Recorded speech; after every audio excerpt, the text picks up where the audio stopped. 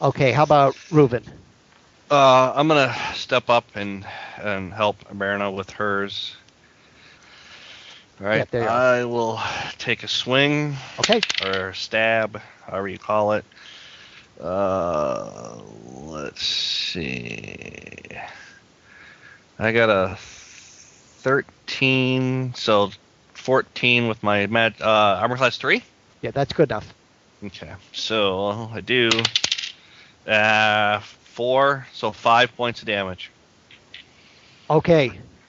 Boar's turn. Stick 'em. All right, so I'm going to do the boar that's closest to Berna and Reuven first. So let me see how they do. That boar's just been stuck a little bit, and he swings and he tries to bite at Berna but misses. But he does hit Reuven. Kind of chomps you on the side a little bit. Luckily, he only does 1 point of damage. Okay. Actually, I'm surprised because he has 1d8, so that's good. And then the other one that's further down here, he's going to kind of, let's see, he's going to go after the elves there. So let's see what they do, if anything. Now, he's very wounded and slipping down the hill. He just can't get a good bite. So we're back to Paolo.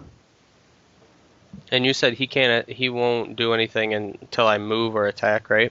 No, he can do anything. You won't lose the charm over him unless you move or attack. Like if you went to attack another boar creature, then it would probably get another saving throw. Yeah, because you'd lose your. You could command him to go attack him. Right, you can have him attack one of his brethren. Oh, okay. Well, I'll do that then. Okay, now that's a little bit against what he normally would do, although they're kind of rough creatures. But yep, no, he missed the saving throw. So what do you want him to do? Just have him what? Leave. Yeah, I could. Yeah, I'll just tell him to go away. I mean, if you want to attack his brothers, so to speak, or sisters, and at least deem us not edible, maybe, or something. Who knows?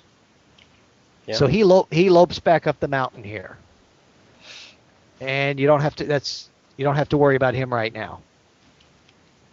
So we're back to Berna there. All right, I'm trying to hit again. Okay.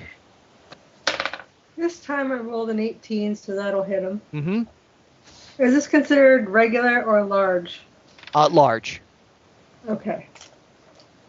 So I rolled a 2, so that's +2, 4 points of damage. Okay. That boar is very injured, and he's starting to back away. Come on, supper! Okay, so we're up to Fandar.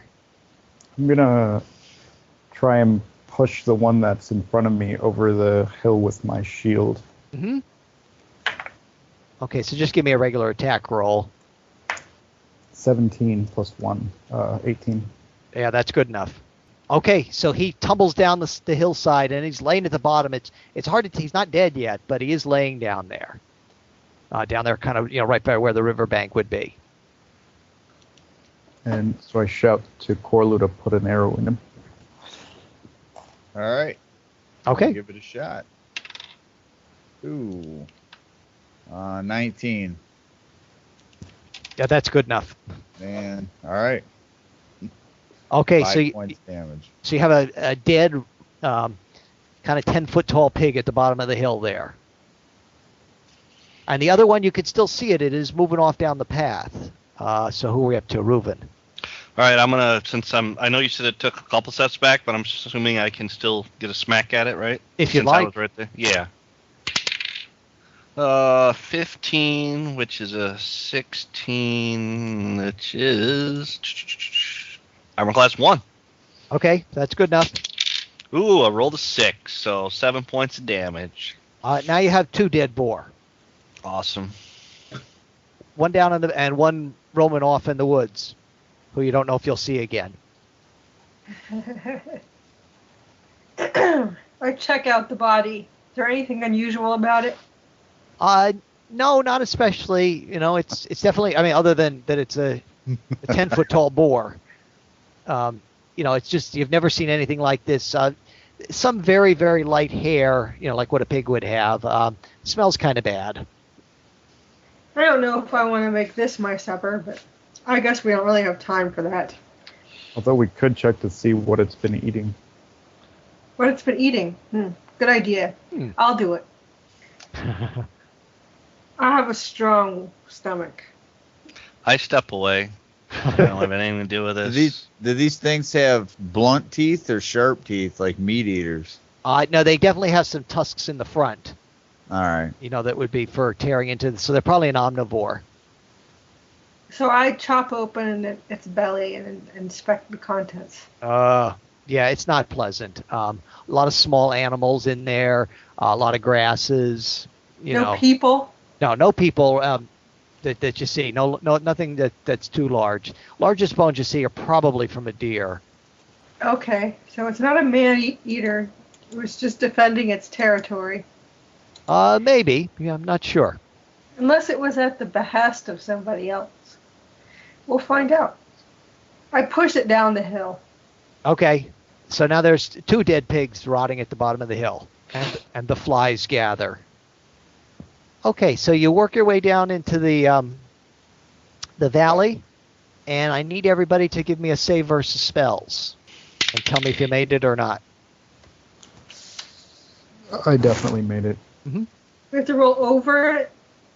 Yeah, Equal to or over. Equal or over, yeah. I made it. Do you need to know by how much or just No. made it on? Okay. I made it. I got a 4. Okay. Ouch. I made it. I got a 17. Okay, so as you're walking down the path, and it kind of opens up into the valley, and you can see a lake, and you can see where the ground could be kind of mushy if you're not very careful. And then you look at Paolo, and he's turned around and is heading back up the path the other way, not saying anything. I grab him by the belt and say, "Hey, what's up? Where you going?" And he kind of shakes himself free and starts back up the path. While she's just blabbering, I'm gonna reach over and cast Charm Person on him. Okay. So let's see. Brian has to give me a save versus spells there. And I want to fail this one, right? Maybe. Yes, you do. Yeah, you do want to fail this one because if you make it, then his spell doesn't work. No, I made it. I got a 15. All right. So he's still wandering back up the side of the hill. So I'm Powerful going to magic. tie a rope around him, and I'm going to yank him along with us. You're probably going to have to lasso him because I don't think he's just going to stand there and let you. Well, I Unless you think, hold him down. I think we should follow him and see where it is that he's going. If something's controlling him or whatever, then it's obviously a dangerous thing around here. It should be eliminated. Well, Because I don't want to have to try and drag him for 15 miles. There's my no guess. guarantee that he's going to the thing, though. No, my guess is Mr. No Name is trying to send us all away, and Okay. Well, they're talking. I'm gonna try and tackle him then. Okay. I think we're getting close to Mr. No Name, and he doesn't want visitors. Okay. Do I do a regular No. attack roll? No. You got him. You knocked him over, and he's on the ground. Okay, I'm trying to hold him down while they're discussing what to do about him. So let's tie his feet up and take him with us. I'm pretty sure I can carry Well, him. I think that it was a good idea to see where he's going, but if we at least keep this rope around him and let him go, we can prevent him from falling off the cliff or... Oh, what if he just leaves? Well, Then does he just seem like he turned around and started marching back directly the same way that he came? Yes. Yeah, Like he the was same path? Like if definitely we turned going- around? definitely going back up the path, towards the mountain where you came down. All right, yeah, maybe he's just was told to turn around and go back the way you came. And that Like would get be... to Well, I got a wand of paralyzation. We can just turn him into a board and balance him on one of our shoulders, carry him down the hill. That's fine. I'm just holding him here. Okay, let's do it. What is he doing while they're holding him with the rope? Is his feet? Well, you got him tackled down to the ground. Yes. Is he kicking and trying to get away? A little bit. He'd like to get up, but Fandar's much bigger than him, so that's probably not going to happen. He's not like wiggling and fighting like crazy or anything. It's just if you let him up, he's going to walk back up that hill.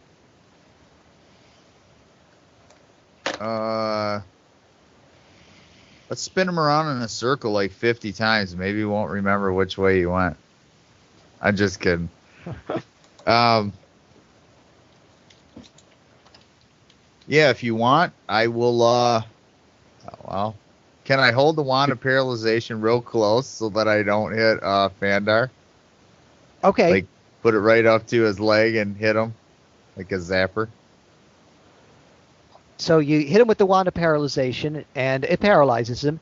And as you do that, from the wand of paralyzation, it kind of gives a spark and a smoke. And then you look at it, and the tip is broken off. So Right. It's probably done its last charge. Yep. So now it's just a stick. That you could poke somebody with. Well, Well, I'll carry him.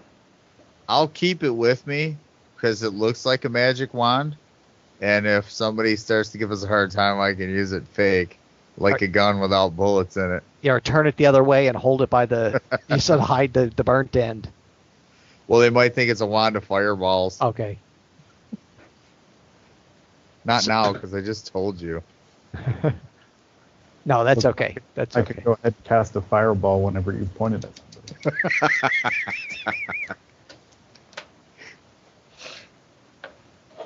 All right. So as you head down, you walk through some mushy ground. It's not too bad, and you notice kind of up on a little bit of a hill, a rather funny little cottage there. A very civilized-looking cottage.